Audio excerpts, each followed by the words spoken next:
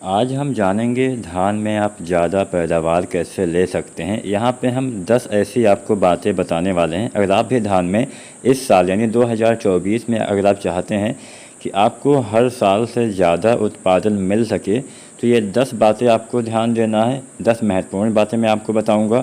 कौन कौन सी खादों का इस्तेमाल कर सकते हैं, कैसे आप ज़्यादा कल्ले का विकास कर सकते हैं, शुरुआत से अंत तक ज़्यादा पैदावार लेने के लिए क्या क्या आपको करना चाहिए, इसकी कंप्लीट जानकारी आपको मिलने वाली है। तो पूरा वीडियो देखिएगा और कोई भी आपके मन में अगर सवाल है तो आप कमेंट भी कर सकते हैं। तो चलिए, ज़्यादा समय हम यहाँ पे नहीं लेते हैं। ज़्यादा उत्पादन पाने के लिए ये 10 बातें कौन सी हैं, हम वीडियो स्टार्ट करते हैं। पहली बात, आपको समय पे ध्यान देना है। समय का मतलब होता है समय से रोपाई, समय से सभी खादों का इस्तेमाल, समय से बीज का चयन। अभी हमारे बहुत सारे ऐसे किसान साथी होंगे जिन्होंने बीज का चयन नहीं किया होगा, किस्मों का चयन नहीं किया होगा।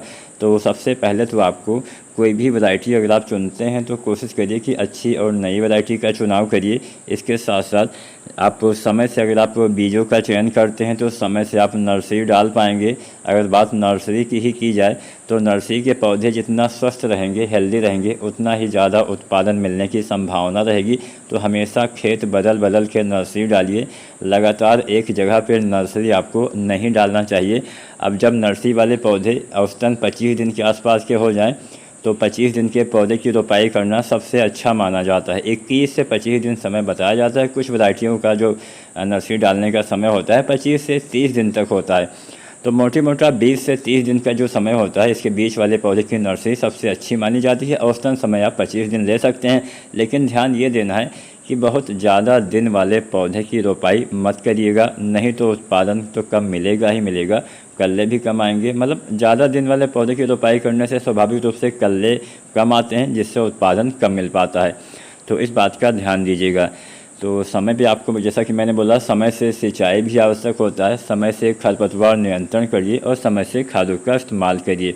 दूसरी सबसे ज़रूरी बात होती है, कोई भी वैरायटी आपको अच्छा उत्पादन अपने उत्पादन क्षमता के आधार पे दे पाएगी।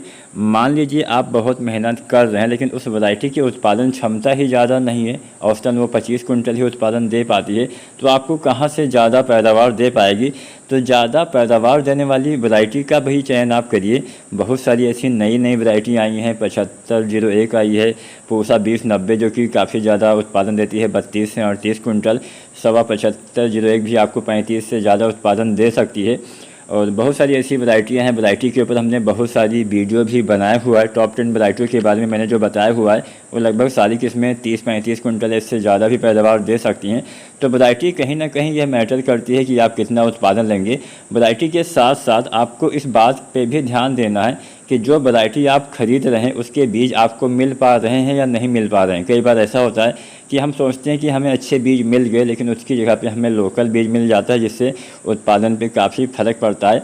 तो प्रमाणित संस्थाओं से बीज की खरीदारी करने का प्रयास करिए। अच्छे दुकानदार से बीज की खरीदारी करने का प्रयास करिए। पैकेट बंद बीज की ही खरीदारी करिए।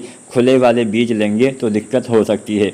अब एक सवाल यह आता है कि मान लीजिए हमें थोड़ा सा कम क्षेत्रफल में धान की खेती करनी है, हमारे पास उतना खेत नहीं है, तो हमें ज़्यादा जैसे पैकेट बंद वाले बीज अगर ज़्यादा मात्रा में है तो आप ऐसा भी कर सकते हैं कि 2 या 3 किसान साथी या फिर अपनी आवश्यकता के अनुसार आप दूसरे किसान साथी से संपर्क करिए जो उस वैरायटी को लगाना चाहता है। तो आप मिलके भी आप पैकेट बंद बीज खरीद सकते हैं। पैकेट बंद बीज और खुले बीज में आपको डिफरेंस नज़र आ जाएगा। मिलावट का दौर अभी चल रहा है, सभी चीज़ों में मिलावट हो रही है और पैसे की लालच में बीजों में भी काफ़ी ज़्यादा मिलावट आजकल देखी जा रही है। तो अच्छी किस्मों का चयन करिए और अच्छी जगह से किस्मों का चयन करिए। इसके बाद अब हम खादों की बात कर लेते हैं। एक एक करके सभी खादें आपको बताएंगे नंबर वाइज। तो पहली खाद हम डीएपी की बात करते हैं। अब डीएपी, अगर आप चाहते हैं कि आपको डीएपी का ज़्यादा लाभ मिले, इसका इस्तेमाल रोपाई से पहले करिए, अंतिम जुताई के आसपास। तो डीएपी की मात्रा भी जान लीजिए। लगभग 30 किलो से लेकर 40 किलो डीएपी पर एकड़ के हिसाब से आपको इस्तेमाल करना चाहिए। अब 30 किलो जो किस्में थोड़ा जल्दी तैयार होती हैं उसमें डालिए, 35 किलो मध्यम अवधि वाली वैरायटी में और 40 किलो थोड़ा सा देर में तैयार होने वाली किस्मों में डीएपी खाद का इस्तेमाल करना चाहिए। ये जो मैंने डीएपी बोला, इसके साथ साथ बहुत सारे किसान साथी एसएसपी या एनपीके डालते हैं, तो उसके बारे में भी हम बताएंगे। ज़्यादा पैदावार आप कोई भी खाद डाल के ले सकते हैं। मेरे हिसाब से भी डीएपी से अच्छा तो काम एसएसपी करता है, लेकिन उसका उतना ज़्यादा प्रयोग किसान साथी नहीं करते हैं। एसएसपी में डीएपी से ज़्यादा तत्व भी होता है, हालांकि फास्फोरस कम मात्रा में होता है। डीएपी में फास्फोरस 46% होता है और एसएसपी यानी सिंगल सुपर फास्फेट में 16% होता है, लेकिन इसके साथ साथ सल्फर और कैल्शियम भी मिल जाता है और कुछ में जिंक भी मिल जाता है। तो आपकी मर्जी, लेकिन एसएसपी मेरे हिसाब से सभी खादों से अच्छी काम करती है, क्योंकि कैल्शियम और सल्फर भी इसमें मिल जाता है, अलग से आपको डालने की आवश्यकता नहीं पड़ती है। तो डीएपी की मात्रा आपने जान लिया, 30 से 40 किलो रोपाई से पहले डालिए। अगर आप फिर डीएपी नहीं डालते हैं, एसएसपी यानी सिंगल सुपर फास्फेट डालते हैं, तो ऐसी दशा में इसकी मात्रा आपको लेना चाहिए लगभग 80 किलो से लेकर 110 किलो के आसपास।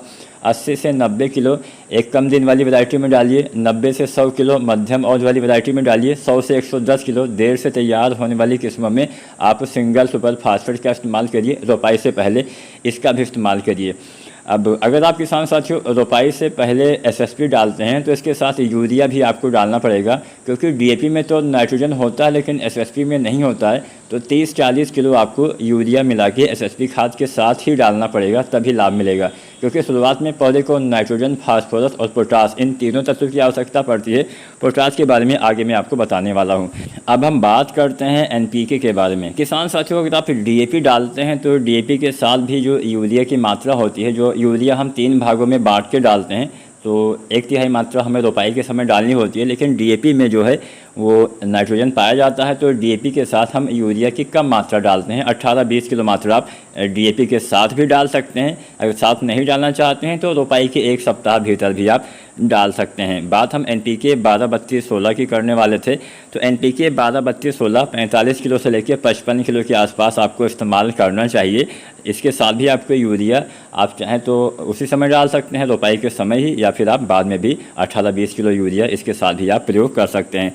अब हम बात पोटास की भी करते हैं। किसान साथियों, पैदावार कम होने की एक मुख्य वजह पोटास का प्रयोग ना करना भी हो सकता है। पोटास की कमी अगर आपके खेत में हो जाएगी, आपकी बालियां छोटी पतली कमज़ोर रह जाएंगी, पौधे का विकास भी सही से नहीं हो पाएगा, उत्पादन पे कहीं ना कहीं आपको फ़र्क दिखाई दे जाएगा। दाने भी पतले कमज़ोर रह जाएंगे और दाने खाली रहने की समस्या भी हो सकती है।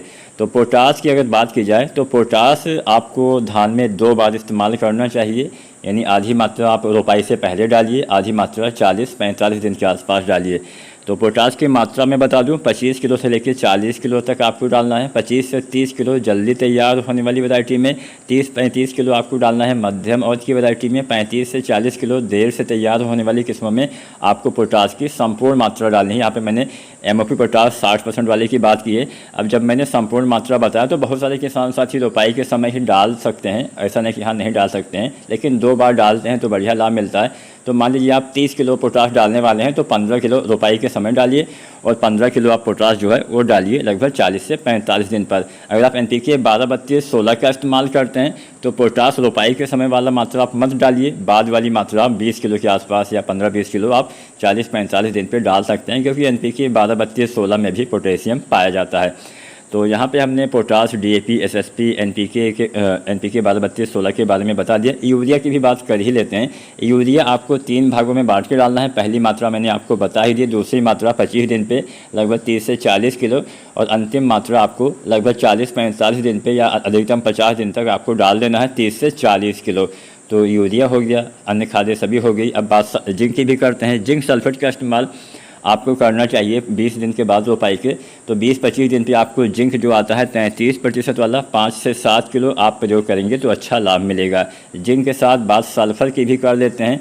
तो 25 दिन पे एक ऐसा फार्मूला मैं आपको बता देता हूँ जिसका इस्तेमाल करके आप अच्छे कल्ले, ज़्यादा कल्ले ले पाएंगे। तो आपको यूरिया डालना है लगभग 30 से 40 किलो, साथ में जिंक 33% वाला 5 से 7 किलो, साथ में सल्फर 90% वाला लगभग 3 किलो। ये 3 खाद रोपाई के 20 दिन के बाद से लेके 25 दिन के आसपास तक डालेंगे, बहुत ही अच्छा लाभ मिलेगा। हरियाली, कल्ले का फुटाव सब कुछ अच्छा होने वाला है। अगर आपका थोड़ा सा बजट है तो आप कोई ग्रोथ प्रमोटर भी डाल सकते हैं। रोपाई के समय सागरिका 10 किलो के आसपास डाल सकते हैं। सागरिका दानेदार जो आती है 10 किलो के आसपास, सागरिका जेड प्लस या सागरिका गोल्ड, दोनों में से कोई एक आपको प्रयोग करना चाहिए। अगर आपका बजट है तो डालिए, नहीं है तो कोई बात नहीं। अब हम बात करते हैं कुछ एनपीके खादों के बारे में। एनपीके 19-19-19 25 से 30 दिन पे एनपीके 0-52-34 बाली निकलने से पहले गबोड़ अवस्था में, और एनपीके 00-50 बालियाँ निकलने के बाद दाना भरते समय, ये 3 एनपीके डालिए 1 किलो से लेकर 1.5 किलो। बालियाँ निकलने से पहले आपको बोरोन डालना चाहिए 0-32-34 के साथ में बोरोन 20% वाला 100 ग्राम डालिए। तो अगर आप इतना सब कुछ करते हैं बहुत ही अच्छा लाभ आपको दिखाई दे जाएगा। इसके साथ साथ किसान साथियों, खरपतवार नियंत्रण अवश्य करिएगा। खरपतवार अगर आपके वहाँ पे बहुत अधिकतम मात्रा में हो जाते हैं तो इसका नियंत्रण करना बहुत ही ज़रूरी हो जाता है। ज़्यादा खरपतवार से कल्ले कम आते हैं, उत्पादन में भी काफ़ी फ़र्क दिखाई दे जाता है। खरपतवार रोकने के लिए हम 2 तरीके अपनाते हैं। एक तो हम निराई वाला तरीका तो आप भूल ही जाइए कि हाथ की मदद से आप हटवा देंगे, वो काफ़ी महंगा पड़ता है। एक तरीका हम रासायनिक तरीके ही अपनाते हैं। एक तरीका होता है कि उगने से रोकना, एक तरीका होता है उगने के बाद नियंत्रण करना। तो उगने से रोकने के लिए 2 फार्मूले काफ़ी बेस्ट आते हैं। एक आता है ब्यूटाक्लोर, एक आता है पेट्रोलाक्लोर। दोनों में से कोई भी एक फार्मूला आपको अपनाना चाहिए। रोपाई के 72 घंटे के अंदर इन दवाओं का इस्तेमाल करना चाहिए। 3-4 दिन तक पानी खेत में भरा रहेगा तो ये दवाएँ अच्छे से काम कर पाएंगी। बात करते हैं उगने के बाद कैसे नियंत्रण किया जाए। तो जब खरपतवार 2 से 3 पत्ती के हो जाते हैं तब आपको बिस्पायरी बैग सोडियम का फार्मूला आता है, इसका इस्तेमाल करेंगे तो इसका नियंत्रण आसानी से हो पाएगा। एक बात का ध्यान ये देना है कि जब आप उगने से रोकने वाली दवा डालिए ब्यूटाक्लोर या पेट्रोलाक्लोर तो उस समय पानी भरा होना चाहिए, लेकिन जब आप ये बिस्पायरी बैग सोडियम डालिए तो उस समय खेत में बहुत ज़्यादा पानी भरा नहीं होना चाहिए, बस नमी होनी चाहिए। इन बात का आपको ध्यान देना चाहिए। खरपतवार का नियंत्रण आपको अवश्य करना है, तभी आप ज़्यादा उत्पादन किसान साथी ले पाएंगे। तो सही समय पे खादों का इस्तेमाल करेंगे। सिंचाई पे भी आपको ध्यान देना पड़ेगा। रोपाई के समय उचित मात्रा में पानी होना चाहिए और रोपाई के 4-5 दिन तक पानी भरा रहे वो सबसे बेस्ट माना जाता है, क्योंकि हम खरपतवार नाशी दवा का भी इस्तेमाल करेंगे। और जो खरपतवार नाशी दवाएँ होती हैं ये काम क्या करती हैं, पानी के ऊपर एक लेयर बनाती हैं, परत बनाती हैं। अगर पानी ज़्यादा दिन तक भरा नहीं रहता है, आपने लगाया और सूख गया तो ये दवाएं काम नहीं करेंगी। इस बात का भी आपको ध्यान देना है। इसके बाद में उचित मात्रा में समय समय पे सिंचाई करते रहिए। धान की फसल को पानी वाली फसल भी बोला जाता है, तो धान की फसल में ही सबसे ज़्यादा पानी की आवश्यकता पड़ती है। अगर आप रोपाई विधि से धान लगाते हैं तो 1 किलो चावल पैदा करने के लिए 3000 लीटर पानी की खपत करनी पड़ती है। तो आपको ध्यान देना है, पानी की बर्बादी भी नहीं करनी है और अच्छे से देखभाल करिए। किसी बीमारी का अटैक हो जाए तो उसके लिए तुरंत ही आपको उससे संबंधित दवाओं का इस्तेमाल करना है। बेवजह दवा का इस्तेमाल भी नहीं करना है। अपनी लागत को आपको नहीं बढ़ाना है। जब किसी बीमारी के शुरुआती लक्षण दिखाई दे तभी उससे संबंधित दवा का इस्तेमाल आप करेंगे तो अच्छा लाभ मिलेगा। भविष्य में इसके ऊपर वीडियो आती रहेगी कि हाँ कौन से रोग में, कौन सी बीमारी में, कौन से कीट में कौन सी दवाओं का इस्तेमाल हमें करना चाहिए। तो उम्मीद है इन 10 बातों का आप ध्यान देखिए। अच्छा उत्पादन धान की फसल में 2024 में तो कम से कम जरूर ले पाएंगे। अगर मेरा प्रयास, मेरी वीडियो आपको अच्छी लगी हो तो लाइक करिएगा। इस साल आप कौन सी धान की किस्म लगाने वाले हैं नीचे कमेंट के माध्यम से जरूर बताएं। वीडियो पसंद आई हो तो लाइक शेयर जरूर करें, चैनल को सब्सक्राइब करें। धन्यवाद।